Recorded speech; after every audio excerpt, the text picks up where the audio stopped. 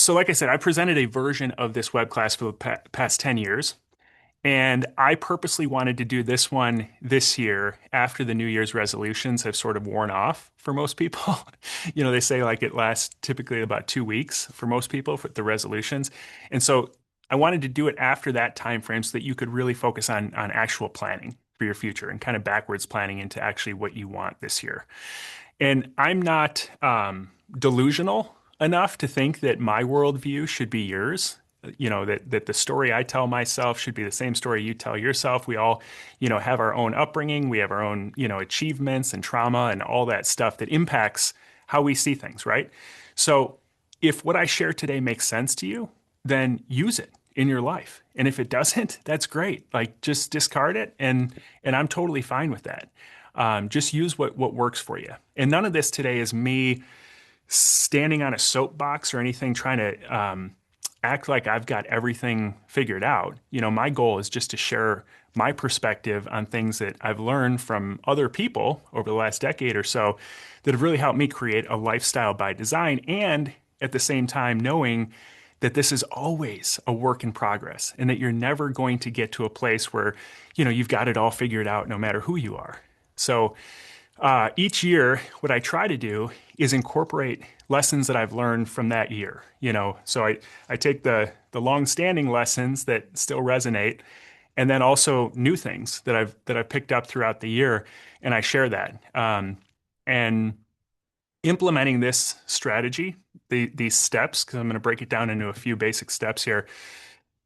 It's literally changed my life and my business. So that's why I share this updated version of this every year, and I'm super pumped to share this with you.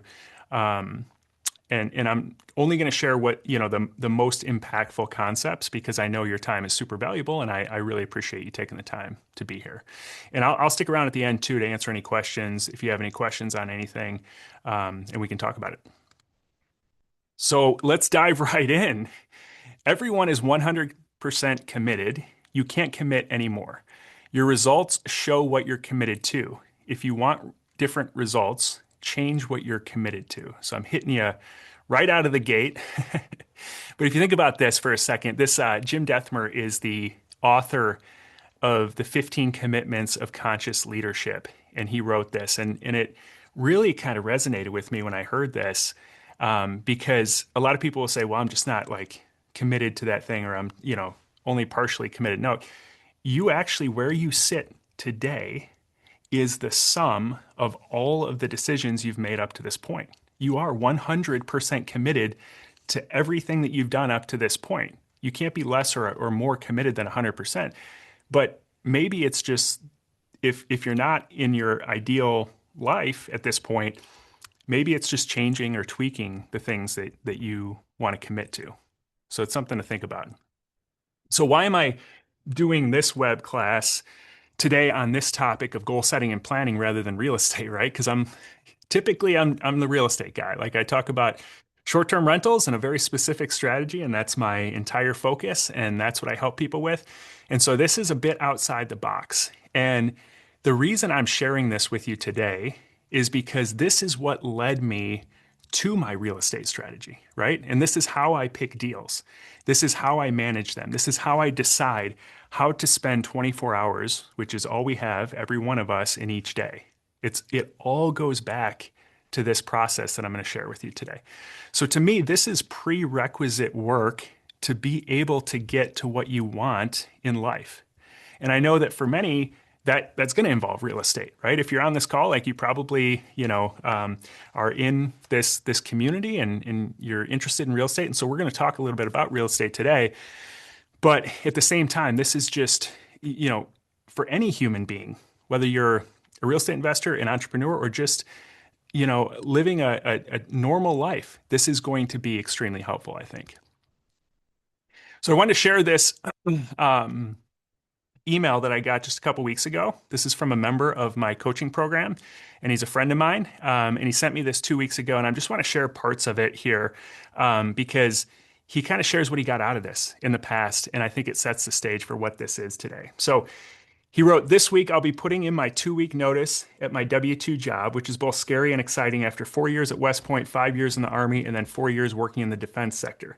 I contribute both my ability to do so and the confidence to take the steps to two major things that I learned from you." So the first thing is living with intention. So for a while, I was living life in reactionary mode, which I think is natural for folks in the military, where we're told where to go and what to do, and things sort of work out if you go with the flow. After you're planning your perfect presentation or planning your perfect year presentation in 2023, so 2 years ago, or 3 years ago, I guess, I took your advice of visualizing my life 10 years, in 10 years, and writing it as if I was a 40-year-old looking back on the last 10 years, having changed nothing. And then as a 40-year-old looking back, having taken the necessary steps to improve my life. I tried to make the scenarios as realistic as possible. And 2 years in, it's actually wild to see how much I've accurately predicted. It's no overstatement to say that that exercise was a life changer for me. And I go back and read those two very distinct letters to your younger self, quote unquote, often, and I feel like I need to get back on track. I certainly don't have it all figured out, but I am confident in the direction I'm heading. That's so awesome. And then the second thing he said, and I'll just read part of this: nobody is going to give you permission. So this is the second thing he took away. You have said this often in regards to your real estate investing and podcast ventures, but it has resonated with me recently in a new way. The golden handcuffs are certainly real, but the biggest impediment was what I now recognize as the subconscious need for permission slash approval from some key people in my life. It's not that their views are invalid. For instance, they perhaps did things a conventional way and retired at 65 with nice 401ks, but I've come around to the idea that I've been looking for the seal of approval and don't need that I don't need. And this has been somewhat of an aha moment, albeit one that took me longer than it should have. So living with intention and that nobody's going to give you permission. I love that those were two huge takeaways because I mean, if you can get that and capture that, it's super, super impactful. So just wanted to share that with you because a lot of people will look back. If you do this exercise, you'll look back and you will be pretty amazed at what changes in your life. And I think this ties into that same concept. And that's before you can be exceptional, you must first be consistent. And if you think about that, it's so true. Try to think of any human being out there that's exceptional without being consistent. Obviously, there's levels of talent in certain things, but even someone like Tiger Woods, who was just a naturally amazing golfer. He's golfing at like 3 years old. He still was consistent every day because he loved it to win the match. It wasn't like he went out and just won the Masters at 3 years old. Like he he had to be consistent. And so before you can be exceptional, you have to be consistent. And one of the challenging things that I found about this topic in particular compared to real estate investing is that any truth about human nature has been shared before. Like if you think about it, like most enduring wisdom has been shared in the past at some point, right? If it's true, it's going to kind of endure over time. And the difficult thing about wisdom compared to tactics is that it always relates to personal experience. So I can tell you a tactic one time and you just get it and you just kind of implement that tactic. But with wisdom, you really need to hear principles in different ways and in different contexts and have different experiences before they resonate. So you might have totally different takeaways from this web class than someone else who's listening in. And that's totally fine. And a few years from now, you might come back and hear the exact same concept and it just hits totally different because you have different experiences. So that's why this is sort of an ongoing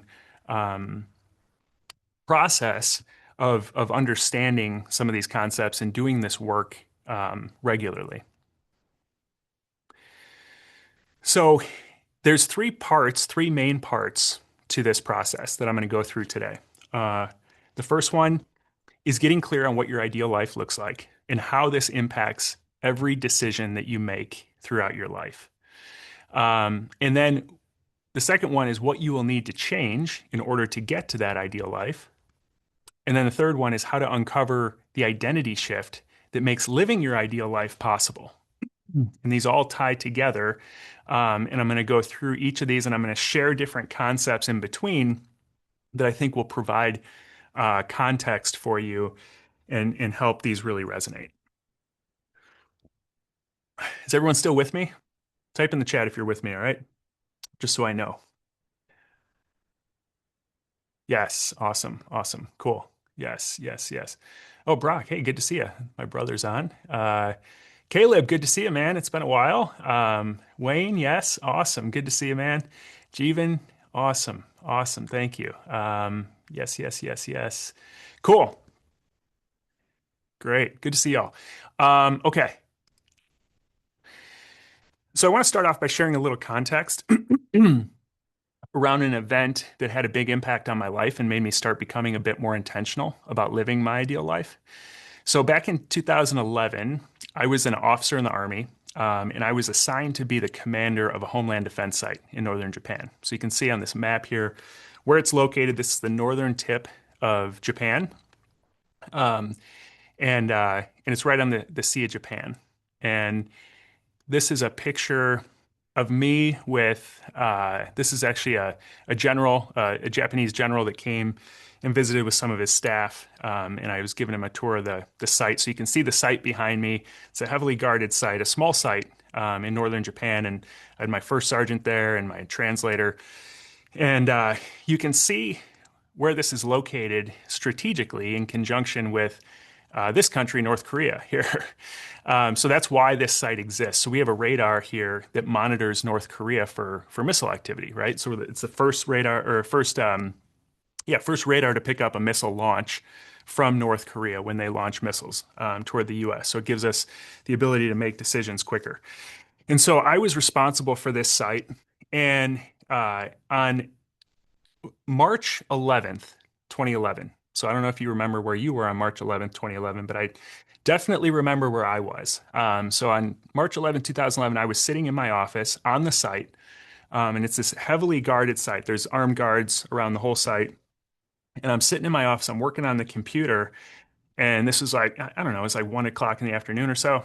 And all of a sudden, I started rolling in my chair. And I rolled from and I was in a rolling chair, kind of like I'm in now. And I rolled from one side and I smacked into the wall with my chair. And then I rolled back to the other side. And it was like I was on a cruise ship. And it was the weirdest thing. And so I'm like, what is going on? And then a few seconds later, my first sergeant came into my office and he's like, sir, I think we're having a earthquake. And I was like, this can't be an earthquake. Like we've had earthquakes. Like in Japan, they have earthquakes all the time. But this one was different. And so it felt like it lasted at least 30 seconds, like of just like you felt like you're on a cruise ship rolling from one side to the other, and then it stopped. And so when it stopped, we kind of were looking around like, okay, now what? I'm sure after anyone who's experienced an earthquake does. And everything seemed normal. Like we were on this site that was on generator power. Everything on our site was powered by a generator because we couldn't be on the grid. We couldn't risk, ever going down. And so we didn't lose power. We didn't know the rest of the country had lost power at that point. So we kind of like were checking things out on the site. We had the news on, and then 20 minutes later, we're watching helicopter footage of giant waves coming in over on this side of the island here, and just taking out entire towns, just wave after wave of just like mass destruction. And you can see Sendai is over here. That's where that now famous nuclear facility is that was hit by this huge tsunami that came in on March 11th and then caused a meltdown. And so for the next 2 days, we were kind of like a little bit in shock, trying to, make sure the site stayed operational and, didn't go down. And then also there was nuclear fallout, risk and they're talking about how far you needed to be from the facility and all that stuff. So, but after 2 days, we realized there's still people over on the other side of the island suffering really bad. And so we loaded up a van with as much supplies as we possibly could. And we drove over there and we had to take back roads because the highways were just destroyed. Like it just tore apart roads. And so we eventually got over there to to the Atlantic side and we drove into this town. And I took these pictures as we were driving in just to try to like capture what I was seeing. Cause you just look around and they literally would have been better off had a bomb dropped on the city. Like it just, this water just took out absolutely everything. And so by the time we got there 2 days later, they had kind of bulldozed off a path that you could kind of drive in and drop off supplies, but it was just mass destruction. I took this picture down a road we were driving down. This is a ship that was like way inland, tucked under this bridge. Um, I mean, it was like literally just thousands and thousands of people are dead. The whole town is gone. And so this experience had a huge impact on me seeing this because these are people who were living like a normal life. And then the next day, literally, like it's wiped off the map. There's a English teacher there who had been there for the last 2 days. You know, she was teaching in that town and she had been stuck in this town for the last 2 days, no cell service or anything like that. And so we drove her out. But she was saying how she was taking a nap in the afternoon and the tsunami alarms went off. And most people thought that they were tsunami proof because they had these walls. But she got up and started walking up these stairs on the side of this like cliff. And all of a sudden she looked down and the whole town was gone. She was almost swept away and she narrowly survived. So this had a big impact. And so it kind of like was the thing that made me realize like we are not guaranteed another day.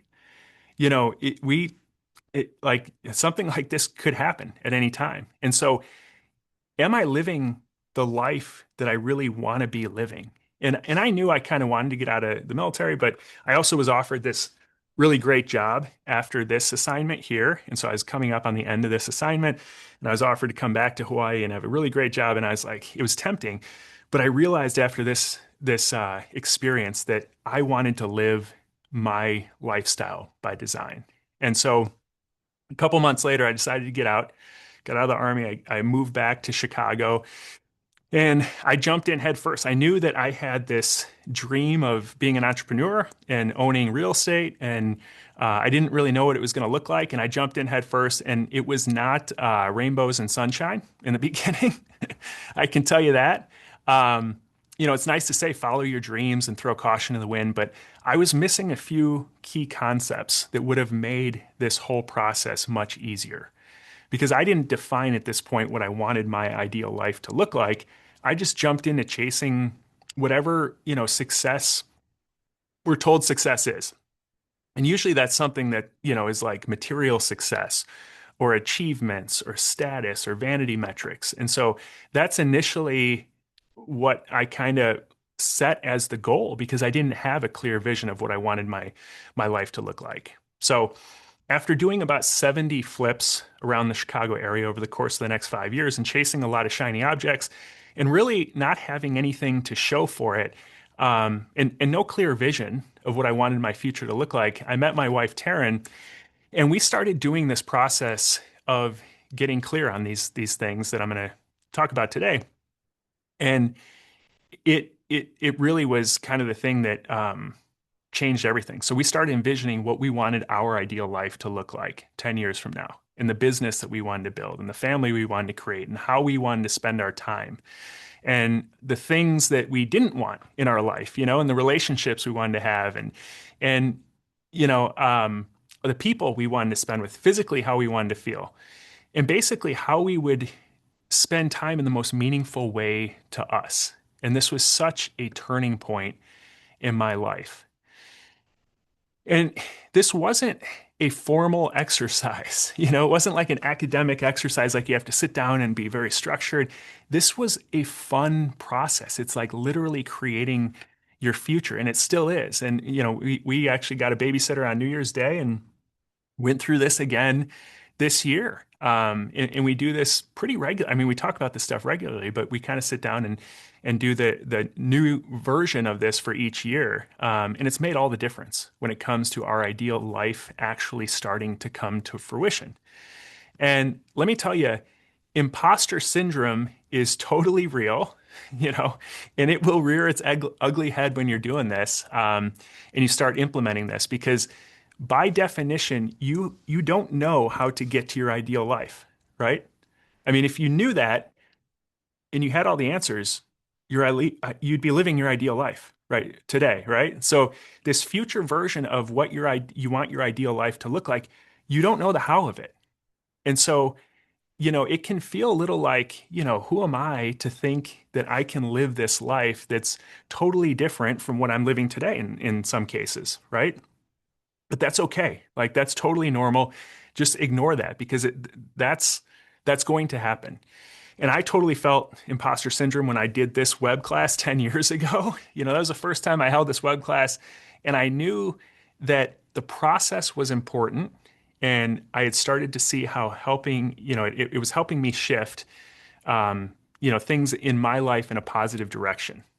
But I didn't have the results to show for it back then. And when you first do this, you're not going to have the results. So it's going to feel like kind of an imposter syndrome. But, these are some of the things that we plotted out back then that now we look at and it's like crazy to think about that what's come to fruition. Like we, have, if you would have told me 10 years ago that we'd have the business that we have now of with 39 short-term rental listings and the amount of income that creates and what we can live off of, that I would not have believed you, right? And now we have four beautiful kids that back then that's what we said we wanted. We had just gotten married, and we said we wanted four kids, and as of a few months ago, we just had our fourth kid. And it's just kind of wild. Like we described the farm that we wanted to live on in the lifestyle that we wanted to live. And it's not exactly what that looked like, but it's pretty darn close. It's kind of crazy how we wanted to spend our time with our kids. Like a lot of this stuff has kind of come to fruition as a result of planning it out, of just, putting it into existence. Um, so that is kind of how it's worked for us. And now one of the most fulfilling things that I get to do is work with other people every day to help them achieve their goals, especially around real estate as well, and build their own lifestyle by design. So Kurt is somebody that have worked with for a few years now. He just wrote this December 15th in our group. He said, I paid off the mortgage on my Airbnb today. We had an aggressive goal to pay it off by the end of the year. It should now generate $45,000 to $50,000 of net cash flow per year. Thank you, Kirby and Taryn, for your guidance on this journey. On to the next one. So Kurt lives in Iowa, great guy. And he and his wife bought this one in Okoboji, I think I'm saying that right, 2.5 years ago. So we closed on it the 8th of May, 2023, bought it for $487,000. Now it's worth well over $500,000. And now going forward, he's got a $500,000 asset that pays him at least $4,000 a month going forward every single month in a perpetuity. I mean, what a great position to be in, right? You can argue about whether it's best to pay off a property or, use leverage all day, but not many people would argue that this is a great position to be in. And this, I guarantee you, didn't just happen.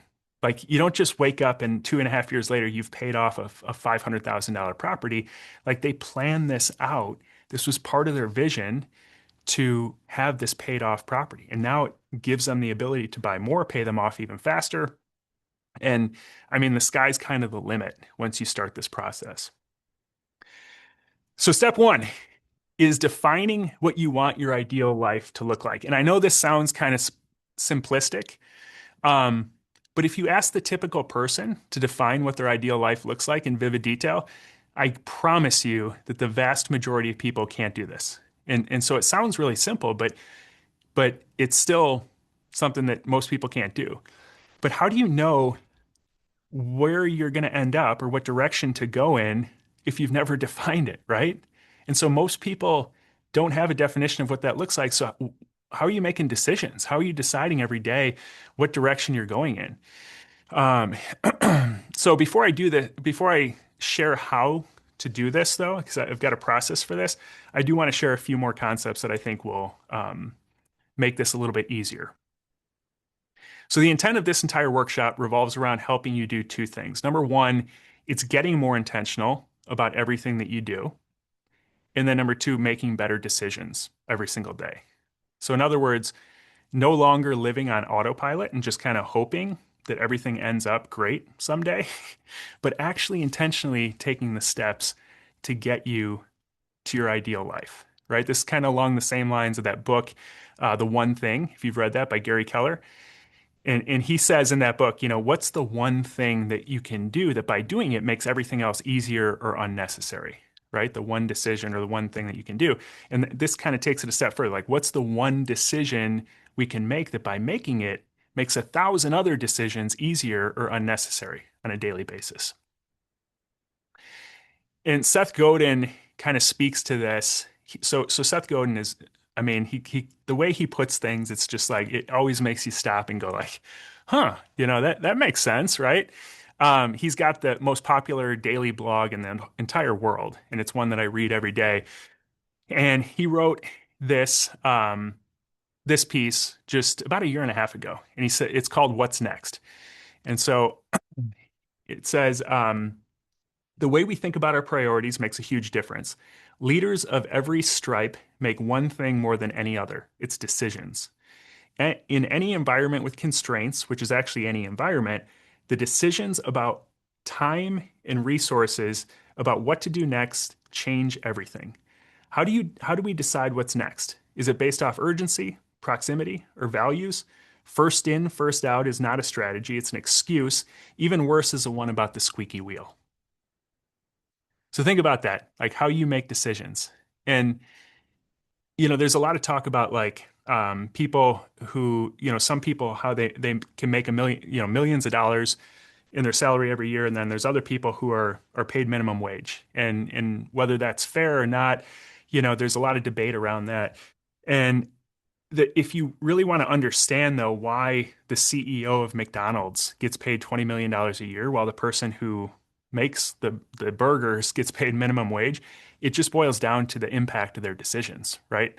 Like the CEO of McDonald's literally makes billion-dollar decisions on a regular basis. It's going to like impact billions of dollars worth. So you better, get the right person. And in order to get that right person, you're probably going to need to pay them a lot, because their decisions are very impactful. While, the person who's making the burger, yeah, like, they could screw up an order and you'd have to give them the meal for free, but it's not the same scale. And so it's really interesting to think about in your own life and how you can make more impactful decisions. There's one more article that he wrote that kind of ties into this as well. It's called Library Fatigue. So perhaps this has happened to you. You're at the reference desk of the library with the answer to any question available, and you can't think of anything to ask. And there's the vegetable blindness that occurs at a really great farmer's market. After a few stalls, it's hard to imagine what to cook. Have you ever? We go to farmers markets quite a bit. This happens to us all the time. Like you go to a stand and they've got all these different vegetables, and you're like, oh, these are great, but what if there's different vegetables or fresher vegetables at the next one? So you go to the next one, and by the time you get through the farmer's market, you realize you haven't bought anything because you had too many options and decisions. He says shortly after high-speed internet arrived, this mind blanking set in for most people. You could look up anything on Wikipedia, listen to any song, read any recipe, and in that moment, our curiosity seemed to fade. And of course, with Claude and other AI tools, there's now a worldwide epidemic. We can find information, get tutored, create code, build illustrations, narrate projects, a team of free interns ready to give it a go. We have the keys to the car and it's got a full charge. Where are we going to go now? Have you ever felt like this? Like there's a million things I could be doing at this point, and they all seem great, but there's so many good options, but what's the exact right next thing to do, right? And it feels so overwhelming that it's just easier to pick up your phone and start scrolling Instagram, right? And we all do that, right? It's decision overwhelm. So the question is, how do we become more intentional and make better daily decisions that lead to our ideal lifestyle by design? One thing that's really helped me in trying to figure this out is reading this book. So I've read this book many, many times. I bring it up every year on this call because it's such a great book. Greg McKeown wrote this, Essentialism, it's called. Um, and it really boils down, the whole book boils down to addition by subtraction. So less but better. That's like the theme of the whole book is less but better. Um, and the interesting thing and kind of unexpected thing about this is that essentialists actually explore more options than non-essentialists, which seems counterintuitive. So you would think like if you're an essentialist, you're very limited in your scope and you're only going to like do a few things. But what essentialists recognize is that their time is super valuable and that devoting their time to something, they need to be sure that that's the thing that actually is going to move the needle the most. So there's always an exploring phase and then there's, a doing phase, right? And this is what essentialists recognize is that during that exploring phase, if they want to pursue something, they're going to test out lots of stuff, right? They're going to look at all the options. They're going to, research. They're going to look into every potential option. And then once they identify this is the way I want to go, they go deep on that topic. And they're not just surface level, they go deep. What most people do is they don't do a thorough exploration phase. They just kind of try out lots of different things, whatever comes across their desk. First in, first out principle, the squeaky wheel. They just do those, a little bit of everything. So they're an inch wide and a mile deep, as opposed to being a mile deep and an inch wide, I'm sorry, they're a mile wide and an inch deep as opposed to being a mile deep and an inch wide, if that makes sense. True freedom doesn't come from having more, but needing less, creating more, and continually striving to improve. So true freedom doesn't come from having more, but from needing less, creating more, and continually striving to improve. So this is something I heard a version of this. I think I riffed on it a little bit here, and I apologize. I don't know who said all these different quotes, but I heard it this year, and I added to it a little bit. But I think this to me this is so true, right? And it reminds me of a quote. Who would you rather be? Would you rather be the warrior in the garden or the gardener in the war, right? So is it better to be skilled and prepared for conflict while living in peace, or rather than being peaceful and helpless when war arrives, right? That's kind of what that quote speaks to. So peace to me comes from knowing that you can live very comfortably because you're creating more and you're continually striving to improve. So you're going to have a lot of resources as a result, but you don't need to have luxuries in order to be happy.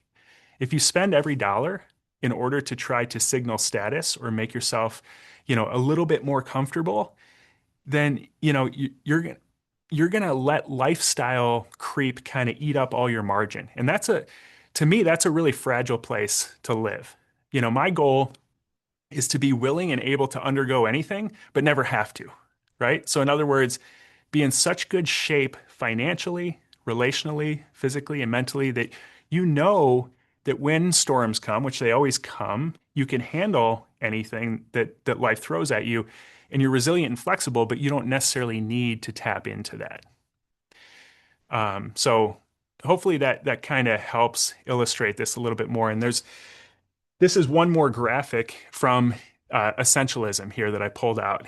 And this is kind of the difference between the undisciplined person who stays busy, always looking for the next thing that's going to bring them happiness and success, and then the disciplined person who's defined their ideal life, what that looks like first, and then they work backwards to determine the next best move. And they're not chasing every opportunity that comes across their plate. Actually, essentialists, Greg McKeown says in the book, he says they say no to almost everything and yes to only a few opportunities that completely align with their vision. So power comes from knowing who you are and what you stand for. So this is Trevor Mock. I know some of you guys probably know him. Sorry, I'm taking a drink here. So he's a great guy. He's the founder of carrot.com, and that's a website that a lot of real estate investors use, a lot of realtors use. It's a great website.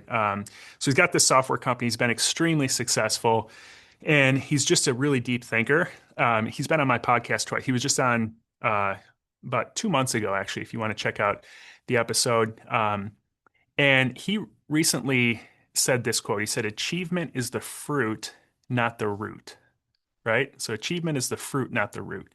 And we live on a farm, so I think maybe that's why this quote resonated with me so much. We grow a lot of fruits and vegetables, and I can tell you that the fruit is amazing.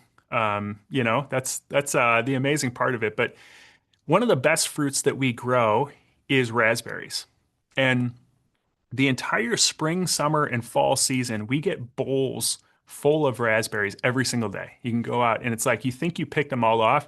The next day, there's bowlfuls again. I mean, it's the best fruit that we grow. But it took 2 years after planting the first raspberry that we got a single berry.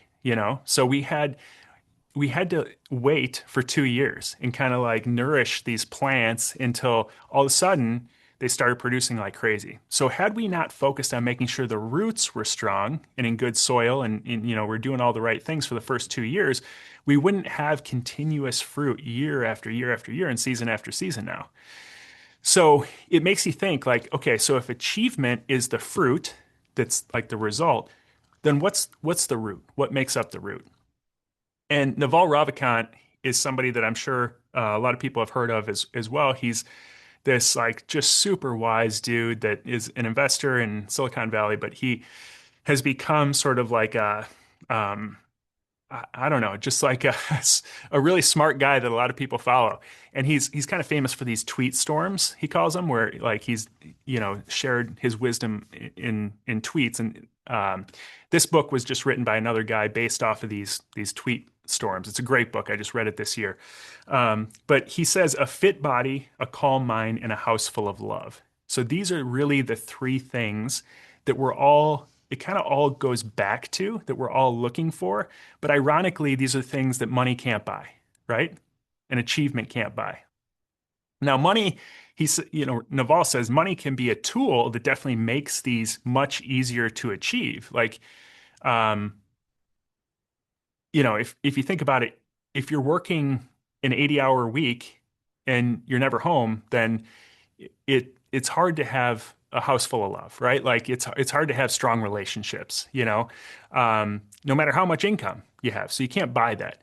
Without a fit body, you're going to die much sooner. Like that's just kind of how it works. So no matter how much money is sitting in your bank account when that takes place, it can't save you, right? So you need the fit body, you need the calm mind, you need the house full of love. So if you get the roots right, then the fruits like achievement and money tend to show up and be a lot easier. But it typically doesn't work the other way around, I've noticed. It's not like you figure out the money and achievement thing and then all of a sudden, you've got this fit body, calm mind, and a house full of love. So here's how the ideal life exercise works. And I know it took a long time to get to this is still step one, but step two and step three will be faster, I promise. So 10 years from now, what we're going to do is right now, like, and we're not going to do this at this point. Like, I'm not going to pause it so you can, spend the next half hour doing this. But I would recommend, like, if you can go to your calendar and just schedule some time to do this, what I'm going to do is I'm going to send you here in a few minutes toward the end of this, I'll drop a link to the template that you can just fill in for these three steps that I'm going to talk through. And it's super important to actually do it. Like it's one thing to be on here, spend the time listening to all this, understand it, and then next year you're like, oh man, I wish I had done that exercise so I could see, and know what direction I'm going and see the progress that I made. So it's really important to do this. So with this first step, we are not planning, okay? So we're visualizing what we want our life to look like 10 years from now.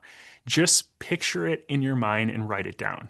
So what you want to do here is make this as clear as possible and know that it's going to evolve over time. So you're not going to just decide this is my life 10 years from now. It's perfect. And then 10 years, you've arrived at that spot. Like This, if you get a few sentences at first, that's fine. And then you'll be driving in your car and realize, actually, I want to incorporate some of this other stuff or have an experience where you're like, I don't want this in my life anymore. And so you're going to tweak this as you go. Um, but it's not like, a planning exercise. And there's no guarantees to this, but the odds are heavily stacked in your favor if you do this, compared to the next guy who's kind of just floating through life. So these prompts are going to be in the template that I send you. So, they're things like just to get your mind working on this, like where where will you live in 10 years? Like picture that. Who's your partner going to be? Describe them in detail. Will you have kids? What are their ages? It's hard to even picture, if you have kids like 10 years from now, what are they going to look like? And so you start to visualize that. What's your relationship with them going to be like? What's your fitness level going to be? What's your business going to look like? Are you going to have employees?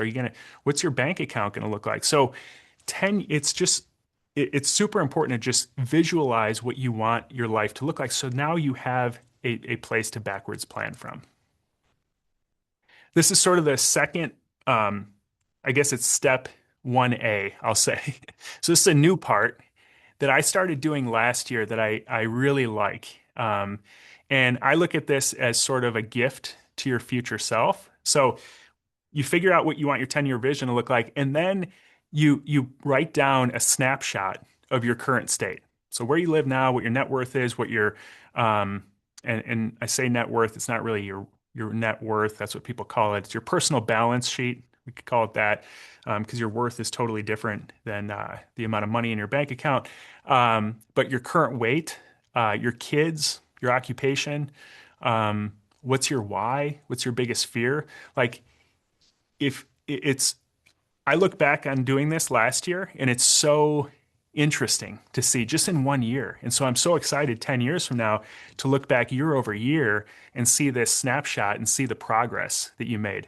James Clear, who's the author of Atomic Habits, he says we need to constantly remind ourselves of when we wanted what we currently have, right? And that's something we don't tend to stop and do. Like it's always, we're looking at the next thing. So that's why I call this a gift to your future self, because you'll be able to know where you were, because it's really difficult to remember 10 years ago what your life looked like in detail. Ryan Holiday is somebody that I've followed for a while. He's probably the guy who has studied um, Stoicism the most, of anyone that's living anyway. Like Stoicism was a very popular movement, hundreds of years ago. But Ryan has kind of devoted his life to the Stoic principles, and I've found that they can be extremely helpful. And this is one of them. Um, it's a great life is made up of great days. And so happiness does not come from an outcome or a destination, but the ability to create the life you love living every day. So a lot of people will think that success is static. Like I get to this point and then that's success. And now all of a sudden I'm going to be happy. The clouds will part, the sky's going to open up and I'm going to be happy. But it's like Ryan says, a great life is made up of great days, actually. So it's creating days and then stringing days together to where all of a sudden you look back and you're like, actually, I have a really great life. And it doesn't come from an outcome or destination. It's the ability to create the life you live, or like life you love living every day. And I think it's important to keep in mind that there's no perfection, there's just calibration. So success is just the ability to calibrate often and effectively on what, like toward what you want and what's important to you. So anyone that you think has a perfect life, number one, I can guarantee it's not a perfect life. And then secondly, I would bet that they are just really good at constantly calibrating toward the ideal lifestyle by design that they're after.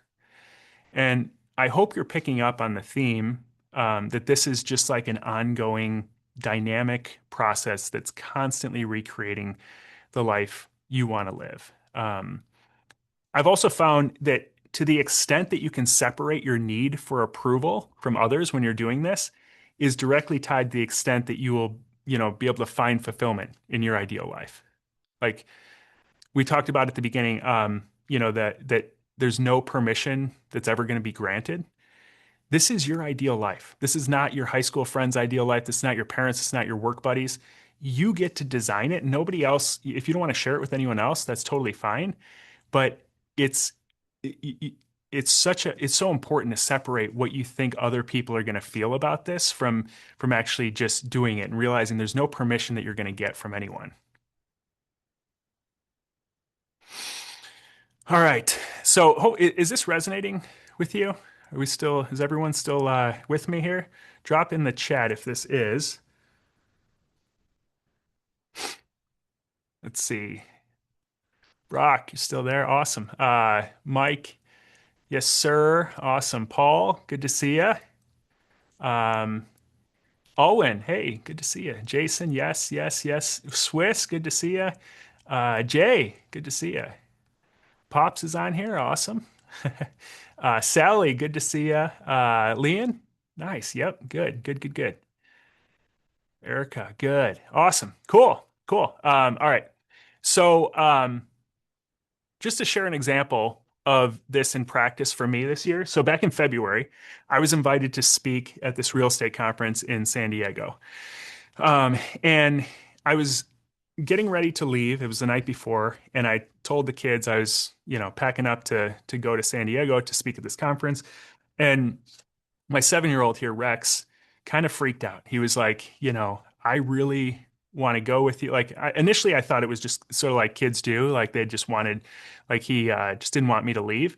But this was, it felt different. Like he was like, I really want to be at this with you. Like I want to see you speak. I want to see San Diego. He had heard about California. He'd never been there, um, and just felt like he really wanted to do it. And so I'm sitting there going, you know, do I really want to take a 7-year-old with me to a real estate conference? So I sat him down and I said, look, I said, if you truly want to do this, I said, understand we're going to be sitting in long days, lots of speakers speaking on real estate, like something that you probably won't fully understand.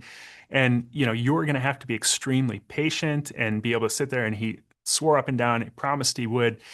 And so I looked at plane tickets the night before to add him to my flight, and it was painful to pay $1,000 to add another plane ticket to my flight. But I decided, you know what, I'm going to do this and bring him with, and because family is really a huge part of my vision, and I wanted to spend the time with him, and I thought 10 years from now, like I'm probably going to remember this experience a lot more if he's with me and we're doing all these things together as opposed to me just going to speak at a real estate event. So he went, it was amazing. I mean, I didn't realize it was going to be at the Air and Space Museum in San Diego where I spoke. And so that's like right up his alley. And it was a amazing experience just spending one-on-one time with him for several days. And he did great. People were coming up saying they couldn't believe that a 7-year-old would sit through that. So I can tell you that bringing a 7-year-old is not the most efficient way to go on a business trip. I mean, if you're just optimizing for business and income in your life, then Rex stays home. Your kids are going to stay at home. But because a big part of my 10-year ideal life includes a strong relationship with my family and kids, and you know, doing the trip this way just made sense to me. And it's something that I'm super grateful that I did. So, I think that goes back to more of like, what's the root and not the fruit? So once you've defined your ideal life and what that looks like 10 years from now, then what? So your ideal life isn't going to just like magically happen because you've defined it, right? So what's step two? So we've defined now the future state, the 10-year vision, and we've kind of documented our current state. And so now there's this gap, uh, if I can bring it up. There's this gap between them, right? Because if you knew exactly how to get to the future state, you'd already be at that place. So really, what's in this gap that's holding us back? And what I found is that it typically is skills and attributes that we don't have, right? Whether it's perceived that we don't have or we actually don't have them, it doesn't really matter which one is the case, because that's what's holding us back. from being at that future state.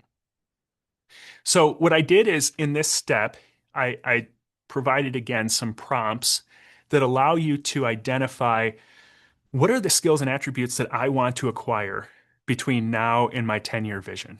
And I think it was Tony Robbins that said, we vastly overestimate what we can accomplish in a year, but we vastly underestimate what we can accomplish in 10 years, right? So most people think I can accomplish way too, they set out to accomplish way too much in 1 year, but then they don't realize how long 10 years is and how much can change in your life. Literally, I mean, if you think about 10 years ago, like a lot can change. You can have a totally different life in 10 years. So I think it's important to start identifying the skills and attributes that you want to accomplish in that 10-year time frame to get you to what that ideal life looks like. So these could be things like interpersonal skills, specific knowledge in an area, experiences that you want to have that will help you get to that state, financial and business skills, network development, organizational skills. I mean, the list can go on and on. I think these are just some that kind of can start getting you thinking, and these will all be provided in that template I'm going to share with you also. So, one example of this that I wanted to share was it kind of relates to my health. So, part of my vision for my 10 years was a new level of health, and I talk about like what I wanted to look like physically and what my fitness level was going to be and my energy level. And I went in, so I'm 44 years old. I went in for my for a physical when I turned 40. Went to the doctors at the VA and they took blood and did all this stuff. And my blood results came back and I had high cholesterol, right? And it had been consistently going up throughout my 30s. And so here I was at 40 and I was sitting in the doctor's office and he's like, "Yeah, you're kind of above the range that we like to see." And so they wanted to put me on statins at 40 years old. And I'm sitting there thinking like, I'm somebody who's works out regularly. I've worked out my entire life regularly. I am pretty conscious about what I eat. Um, and so I'm about to go on this drug for the rest of my life because of this problem. Like it just felt off to me. And so I decided I needed to dig deeper and increase my understanding of health rather than just, take a doctor's word that, you just got to eat healthier and exercise and take these pills and then everything will be fine. So instead of kind of just burying my head in the sand, I sought out as much information as I possibly could. And I found a doctor. He's actually a former Olympian who has this really deep understanding of health, nutrition, and how the body works. And I started doing regular, like full blood panels through him, not just like the physical ones where you get like your top level results, but like in-depth blood panels regularly where I could see where I currently am. We could talk about it together and I could start to do more research and really understand what's driving why things are the way they are and then make changes. And then I could do another blood panel and kind of see the progress. And it is incredible doing that. The difference between that and just kind of going in for your annual physical and just having a doctor say like, "Yeah, you just got to eat healthier and exercise more." It's night and day difference. So it's a skill or an attribute that I had to dive into. If I wanted my 10-year vision of the health and fitness level that I had, visualized to come to fruition, I had to take steps to get more intentional about understanding this process, if that makes sense.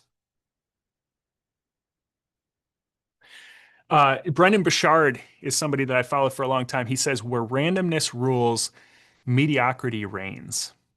Right? So think about that for a second. Where randomness rules, mediocrity reigns. And think about how this is playing out in your life. Think about how much randomness there is in your day currently.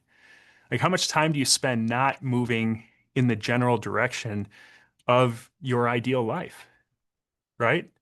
Initially, when you start this process, what I've realized, is that you're not going to be able to initially, like day one, say, this is my 10-year vision, and now I'm going to control all of my time, and it's all going to be devoted to getting closer to that 10-year vision, right? You're still going to have to trade some time for money, most likely. Like that's what most people start with. Like I certainly did for years and years until we got to a place where, our short-term rentals could pay the bills and we could own more of our time.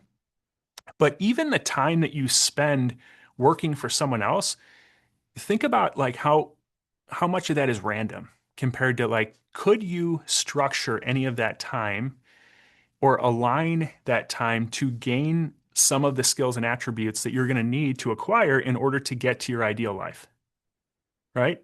Like it doesn't have to be wasted time just because you owe it to somebody else to get paid.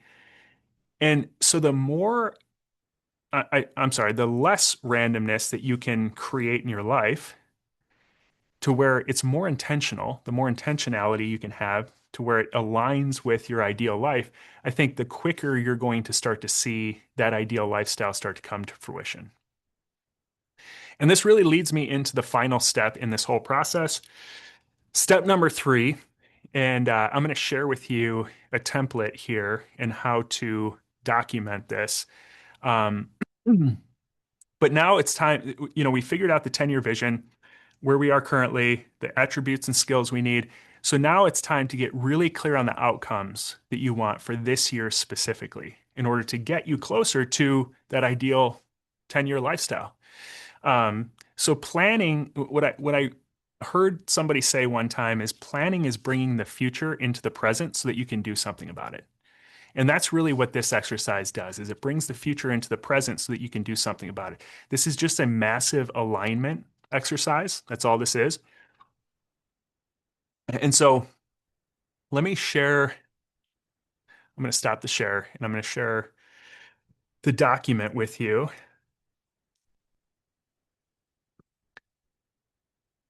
Um, cool. Here it is.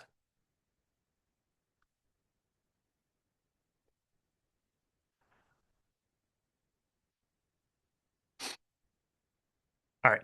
So this is the Google Sheet that you're going to get. And actually, I'll drop the link to this in the chat right now.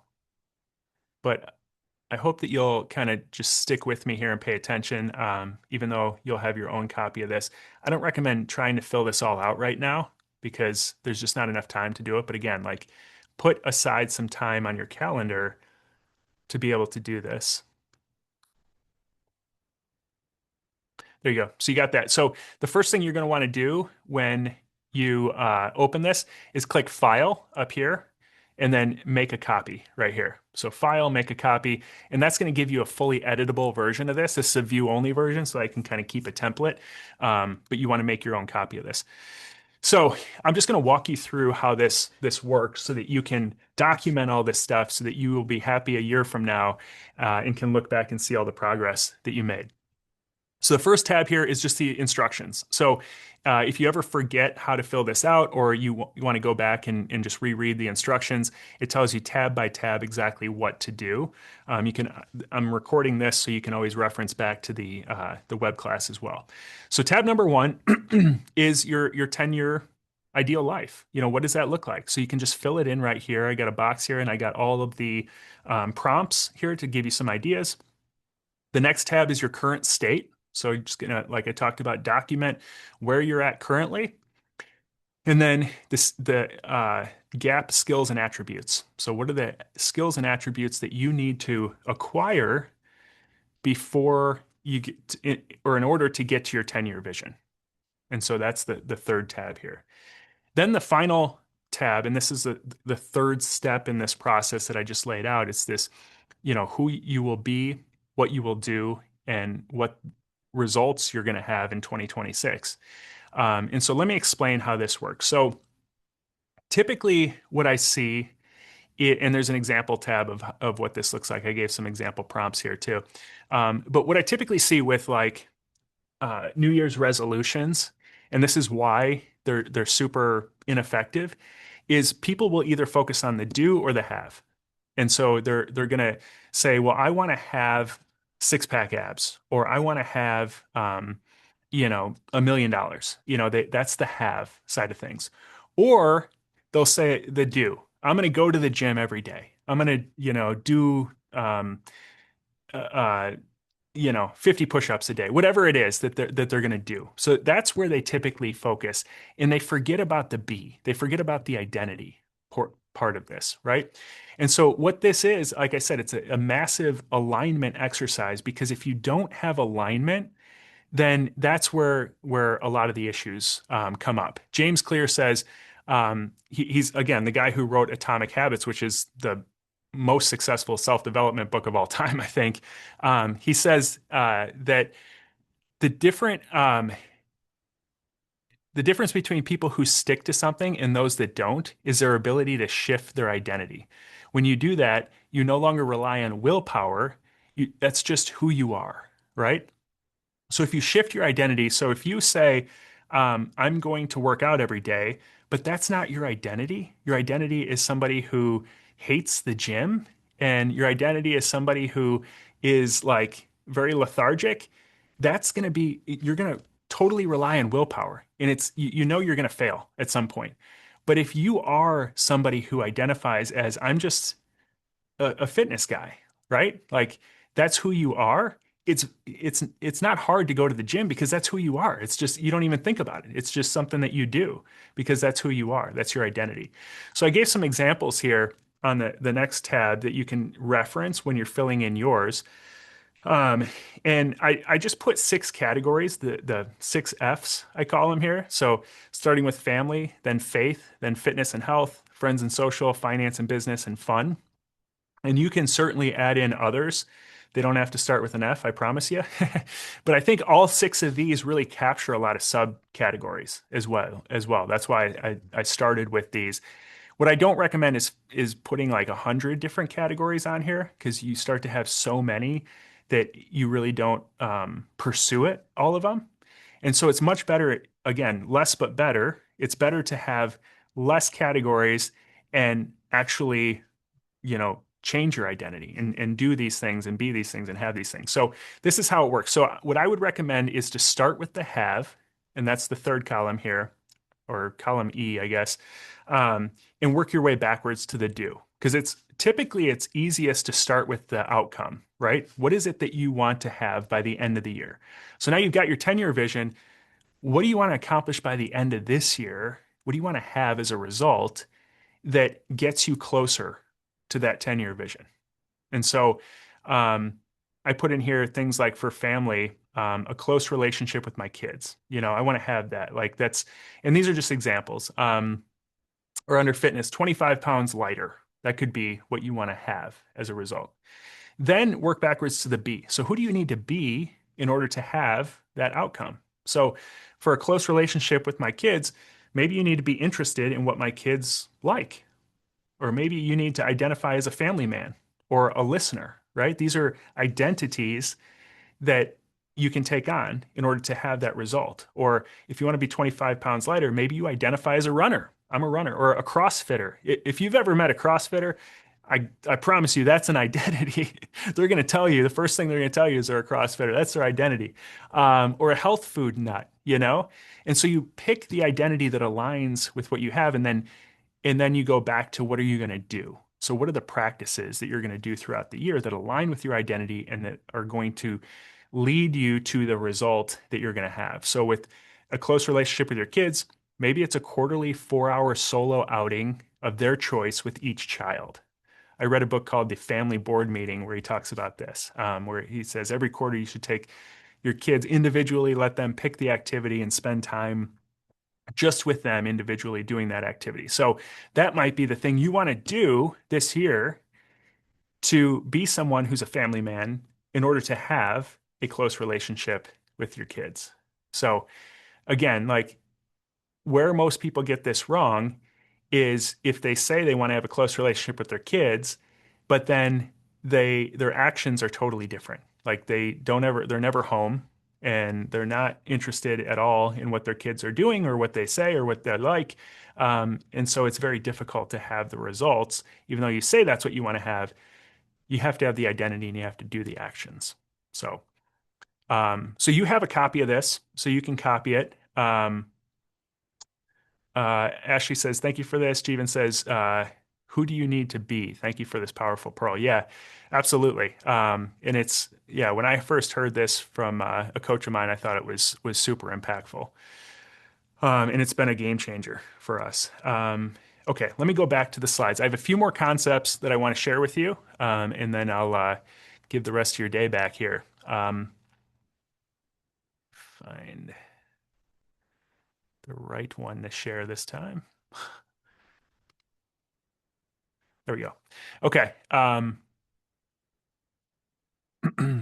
So this is another book that I read about a year and a half ago. It's a newer book, and it was written by Dan Sullivan and Benjamin Hardy. They wrote Who Not How. That's another really popular book. It's a great book, but this one just really resonated with me. And it's I'll kind of explain the premise of it, and then we can talk about why it's super impactful. But basically, what they talk about in this book is if you want to 2x your results, you basically are required to do more of the same, just with more effort, right? So if you want to go from you're making $100,000 this year and you to $200,000, next year, that's what you want to make. That's 2x results, right? And so you can do that by just applying more effort and doing more of what you're doing, just creating more output of what you're currently doing. It's impossible to put in enough effort to 10x your results. So if you're making 100,000 this year and you say, I want to make a million next year, something fundamentally has to shift. You can't just put in more effort. You'll burn yourself out. You can't do more of the same. You have to think about what it is that you're doing in a totally different way to get to 10x results. So so to 10x, you must fundamentally shift the way you operate in order to get 10 times the results. So when I read this book, I really liked the concept behind it. But initially I was like, this feels like it directly contradicts the idea of less but better, right? In essentialism, which I love that whole concept of essentialism. Subtracting in order to get more. But here we are talking about 10xing. And as I thought about it more and more, I realized this actually complements and doesn't contradict because, you can get it 10x doesn't happen by just doing more of what you're already doing. It happens actually by a lot of times subtract, and they talk about this in the book. It's not doing a lot of things that you're doing. So it's figuring out the most impactful things that are going to move the needle the most. And maybe it's things that you aren't doing yet. It's something new, but it's doubling down on that and then eliminating the vast majority of things. And that's how you 10x your results. So I think it goes hand in hand with essentialism, and I'd highly recommend checking this book out as well.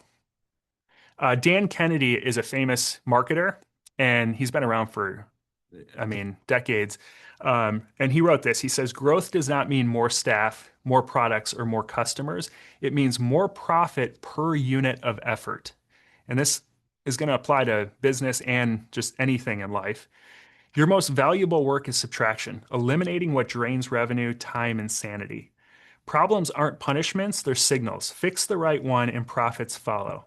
Stop chasing 1,000 low-value customers and start serving 100 premium ones much better. You don't need to build a bigger business. You need a better one. So Dan says the four-letter word that's responsible for entrepreneurship burnout more than anything else is the word more, right? And I know for sure that my income has gone up directly with the level of clarity and organization that I've had in my life and the more intentional I've got around this. So, where in your life, after going through this and thinking about this, where in your life right now do you feel like you're halfway performing? Or maybe you're inefficient, or you're trying to add something new in rather than improving what you have. And this is something we all do. So I'm not like speaking at you here. I'm identifying with you here. And here's some ideas around where this might show up. So maybe you're trying to increase your W-2 income that's taxed at a super high rate, right?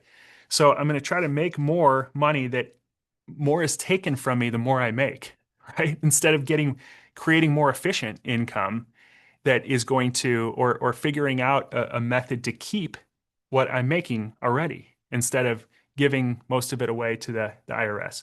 Or maybe you're overweight and you're trying the newest miracle supplement, right? So you're adding more in instead of looking at fundamentally what is causing me to be overweight and what can I subtract first before I add in the next newest miracle supplement that's supposed to fix this. Instead of deepening existing relationships, you network for more surface level relationships. You're doing the next productivity hack while you spend hours a day death scrolling, or driving across town to get slightly cheaper gas, but spending zero time learning personal finance and investing. So, you know, it amazes me how like there's people who have never spent a second trying to learn about personal finance and investing, something that can exponentially improve their financial life, but yet they'll spend half a day trying to get a few cents cheaper on a gallon of gas. It just, so we got to analyze this in our own lives, and all of us are going to be different when it comes to this. But where can you be less, do less, but better? Uh, Darren Hardy says, if it's simple to do, it's also simple not to do. It's simple to drink enough water throughout the day, right? And we know that the health benefits of that. It's also very simple not to drink enough water. And if it sounds too simple, then most of the time it's something that can easily not be done. But a lot of times it's those simple acts over and over again that lead to the biggest benefit.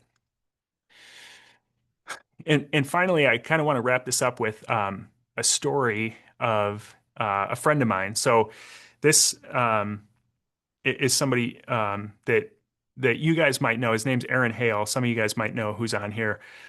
Just a great guy. He's been on my podcast a couple times as well. And I think it's really important that as you go through this to keep perspective because your goals might not happen on your timeline or they might not seem like they're happening as fast as others around you. But Aaron Hale is someone who gives me incredible perspective. So just to share a little bit about his story, he joined the Navy in 1999. So before, the war kicked off on 9/11, and he was a cook. So he worked for an admiral, cooked for the admiral, lived a good life in the Navy. Um, the war kicked off after 9/11 and he started seeing, different people going to the Middle East and he decided he wanted to be closer to the action. And so he left the Navy because the Navy wouldn't let him change jobs and immediately joined the Army and enlisted in the EOD, so the Explosive Ordnance Disposal. And he deployed subsequently, and he said he was the guy who, as the EOD guy, he's the guy who takes that long, lonely walk to the bomb to dismantle it, right? And so typically they wear bomb suits and they dismantle the bomb. And that's his job. And he volunteered for that. Uh, and he said there was this one day where there was this bomb, and he actually dismantled it with a robot. So they have these robots that, he drove it up there, he dismantled it. He said everything was done perfectly. They dismantled the bomb. And so he didn't have his suit on, and he walked up to the bomb and didn't realize there was a secondary device, a secondary bomb that they had planted. So the first one was kind of like a decoy, and they had a second one there. And so that one detonated and it blew him up. And you can see it kind of, he sustained some pretty significant injuries. He woke up in the U.S. And the doctors tried to save his eyes, but he was blind. And so he woke up in pitch black and had to figure out this new life being a blind person. And so he said initially he was asking, kind of feeling sorry for himself and saying, why did this happen to me? And so for the next 2 years, he figured out how to live as a blind person. And then 2 years later, he got an infection in the cracks of his skull that were still healing. Went back into the hospital, and they don't know if it was the antibiotics or something else that caused him to lose what was left of his hearing.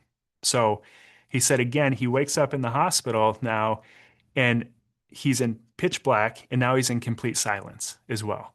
So, I mean, imagine that scenario where you're just in this completely silent black state and you have no way to communicate with anyone. You don't know what happened. So he said, again, he's back here in the hospital going, why me? Like, why did this happen to me? How much is one person supposed to take? And so he now had to figure out life as a deaf and blind person. And so he said that his biggest shift was after, feeling sorry for himself. He said, instead of asking, why is this happening to me? He said, why is this happening for me? He said that one word changed everything in his life. And so since then, since losing, and also at the same time when he lost his hearing, his inner ear was off, so he could barely walk. So he couldn't even stand up and walk, even though he's deaf and blind. And so eventually he figured out that he could take a few steps on the treadmill and start to figure out how to learn how to walk again. And then he started to learn how to jog again a little bit. And since this happened to him, this was probably, I think it was almost probably about 10 years ago, he's started multiple businesses. He has a really successful chocolate company called EOD Chocolates. He started with his wife. He's a really successful real estate investor. I mean, you think it's hard to invest in real estate when you can see the properties. Try not being able to see the properties. And he's invested in many different properties. He started running on the treadmill and teaching himself how to run again and realized he could run with a partner outside and got to be a really competitive, really good runner. And last year, he completed the Badwater 135, the only deaf and blind person that's ever completed this race. It's the hardest foot race in the whole world. They call it the toughest foot race because it's in Death Valley in July, and you're running 135 miles straight. And he completed this, deaf and blind. Like, try to do that with your sight and your hearing. And so, just an incredibly inspirational person, and somebody that I always go back to when I start thinking, okay, I'm not achieving my goals fast enough, or so if I need perspective on where I'm at compared to where other people around me are at. So just to recap, step one, you're going to define your ideal 10-year life. Step two, you're going to identify the skills and attributes gap that you need to fill in to get there. And then step three, establish a 1-year be, do, and have vision for the year. So for the last 5 minutes or so here, if it's okay with you, I just want to share real quick how I work with people and how I coach them through this process of primarily around real estate and how I help them basically build cash flowing assets to get to a lifestyle by design through a specific real estate investing strategy. So as Taryn and I have done this process over the years and we started to see results, initially the goal was financial freedom. But once you get to that point where your assets are kind of paying your bills, then the question comes up of like, what's next, right? Like, is the goal of life to get to a place where you literally have to do nothing anymore? And so you start to ask these questions, and I don't think that's why God put us on earth, is just to be able to get our bills paid so we can sit there and do nothing. So it kind of kept going back to two principles. And number one was autonomy, and number two was impact, right? So once you get to a place of autonomy, then of being able to control your day and your time, then it's like, how much impact can you have on others? And so we knew financial freedom was going to be a pretty big key to this, because it's tough to have a huge impact on others if you're just grinding it out every single day trying to survive. And so we adopted this strategy of these lower cost, high cash flowing short-term rentals. This is a property we just finished this year. It's a 5-unit property. And I just pulled the financials on this one just before this. So this month by month since we launched it back in July. And we launched it about halfway through July. We missed 4th of July. That was our goal, was to get it done by 4th of July and get it all stood up because that's our biggest weekend, but we missed it. So it was halfway through July, and this one brought in 10,000 just for the half of July, 16,000 in August, 15,000 in September, 12,000 in October, 14,000 November, and then 9,000 in December. We blocked off some of these for Taryn's 40th birthday, actually. So we had all her friends out and we stayed in this property. Um, so we made $78,000 just from halfway through July to the end of the year. And this is a $600,000 property, right? And so once we have a full year's worth of bookings on this property, we fully anticipate, at least $150,000 of income on this $600,000 property. And you can see how pretty quickly, if you have this type of income compared to the cost of the property, you can get to a place of being able to sustain. And so this is one of our properties, and then these are four others. And each one of these kicks off cash flow on a monthly basis that allows us to have autonomy. And it got us to a place of being able to live off the income from these. Um, and so now we work with other people to help them through this whole process. So I created the first vacation rental investment blueprint, is what I call it.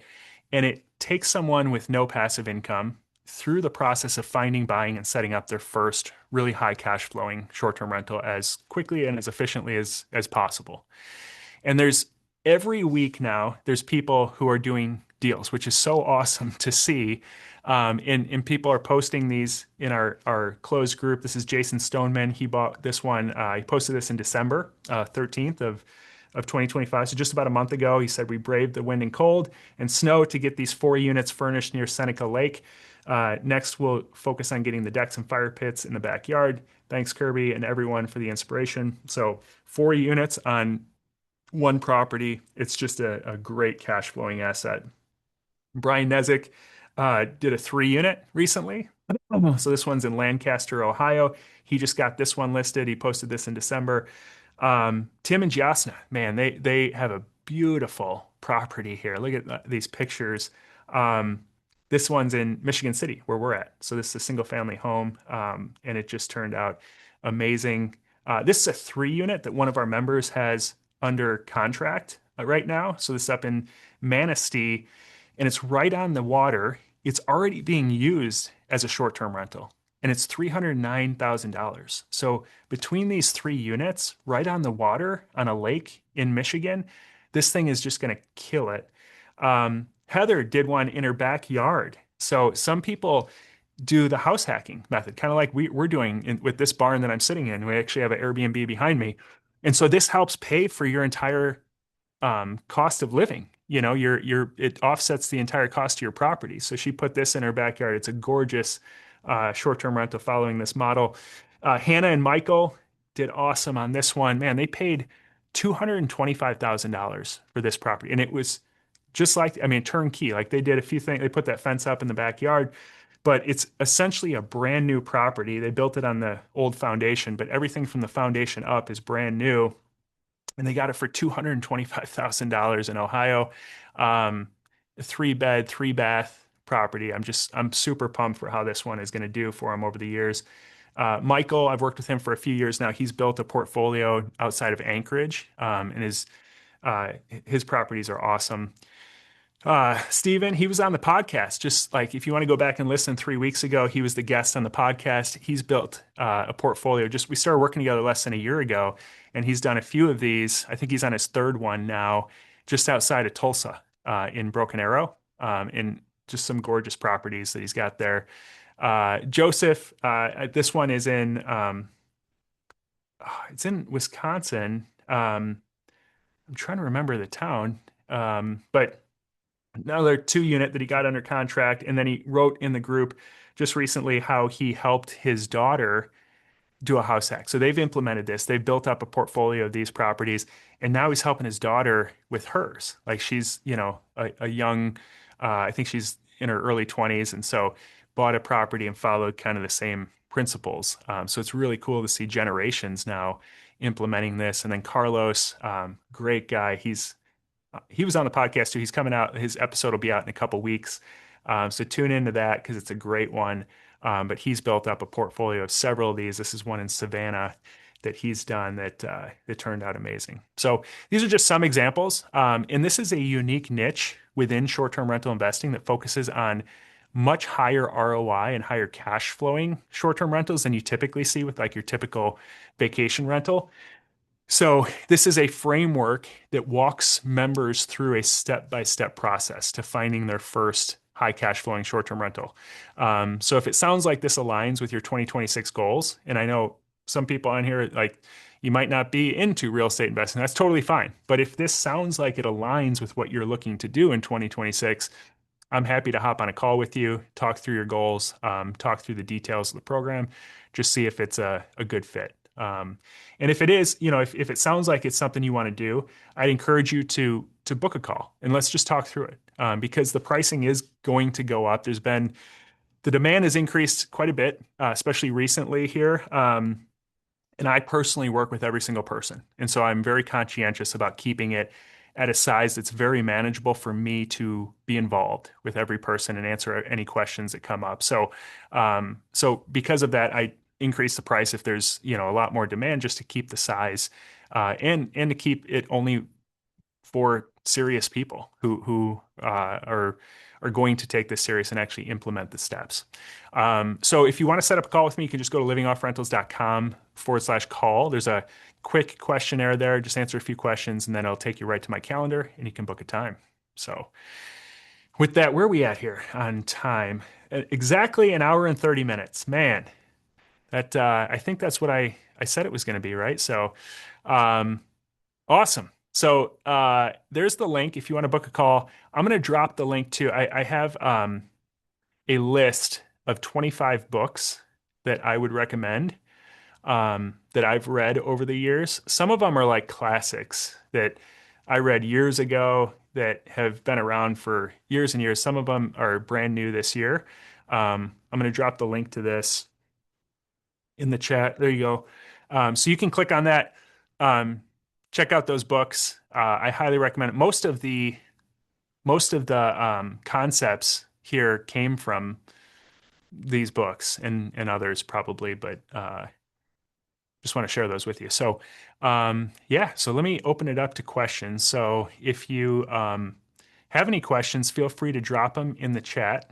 I know I just went over a lot and it kind of came fast and furious, so you might need to digest some of this. I totally get it. It's a dynamic process, so it's going to be ongoing. But if you have any questions that came up or anything that I can clarify, feel free to drop it in the chat. Mike Bechtold says, great stuff, Kirby. Thanks. Awesome. Thank you. Pops says, this is great. Thank you. I appreciate that. Brock says, great job. Swiss says, thanks, Kirby. Thank you. I appreciate you guys being on here. Cool. Sally says, thank you. Very insightful. Thank you, Sally. Appreciate it. Thank you. This is awesome. Kit says, cool. Any questions or anything that I can answer for anyone? Andrew says, great call, great tools. Cool. No, thank you for being on. Good to see you, Andrew. Jay, awesome. I'll see you tomorrow. So Jay's son plays for the Columbus Blue Jackets hockey team. He was a third pick, no, fifth pick in the draft a couple years ago. And so super proud of him. And we did a podcast with Jay and Kent on that podcast. And so tomorrow night, Blue Jackets are playing the Blackhawks. And so Kent's best friend is Connor Bedard, who's the star for the Blackhawks. So it's kind of cool to see them come get to play against each other. So we'll be at the game tomorrow night watching that game. So excited to see you, Jay. Paul says, really appreciate it. Awesome. Yeah, good to see. And looking forward to talking to you too. I think on Monday we're chatting. Matt says, thanks, Kirby. Yeah, thanks again for being here. Dwight, good to see you, man. It's been a while. Excellent presentation. We'll set up a call. Cool, cool. All right. Well, it looks like there's no questions. Everything is totally crystal clear. But I know, again, like this is going to be an ongoing process for most people. And so just highly encourage you to fill out the template. Just do it. Even if you just have a little bit, just spend a little bit of time on it. You are going to be so grateful that you did later on. So really appreciate you taking the time today, spending with me. I know it's tough halfway through the day to take out time, but I think this is so important. That's why I do this. So thanks again for taking the time. And I'm going to send out the replay tomorrow of this. So you'll get an email if you want to reference back to any of this. Talk soon. Thanks, guys.